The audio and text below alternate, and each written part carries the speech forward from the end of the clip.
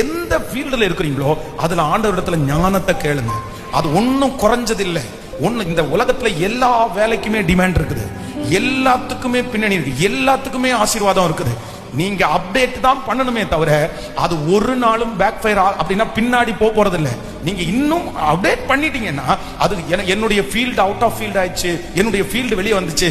உலகத்துல ஆரம்பிக்கப்படுகிற எந்த ஃபீல்டும் கண்டிப்பாக அன்னைக்கு நடந்ததுதான் இன்னைக்கு நடக்குது, அன்னைக்கு இருக்கிறதா இன்னைக்கு நடக்குது. இன்னைக்கு என்ன ஆயிருக்குன்னா அப்டேட் ஆயிருக்கு. நீங்க அப்டேட் ஆனா போதுமானது. அதனால ரொம்ப கன்ஃபியூஸ்ட் ஆகாம ஒண்ணுல நின்னு ஜெபம் பண்ணி ஐடியா பண்ணி யோசிச்சு இன்வெஸ்ட்மெண்ட் இல்லாம கர்த்தரிடத்துல கேளுங்க. இத நான் எப்படி வளர்த்துறது, இதுல எப்படி அடுத்த ஸ்டெப் நான் போறது, இதுல எப்படி நான் அடுத்தத.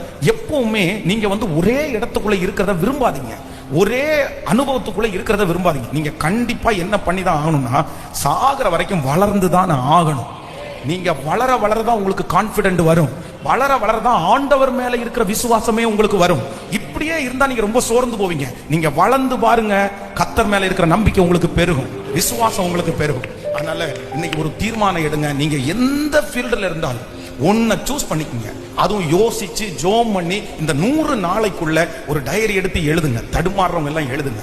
அதுல சின்ன ஃபர்ஸ்ட் இன்வெஸ்ட்மெண்ட் என்னுடைய யோசனையும் என்னுடைய முழங்காலும் போதுமானது. ஆமேன். எனக்கு கோடிக்கணக்கில் லட்சக்கணக்கில் இன்வெஸ்ட் பண்ணி ஆரம்பிக்க வேண்டாம். நீங்க ஜீரோல ஆரம்பிங்க, நீங்க ஜீரோல ஆரம்பிங்க.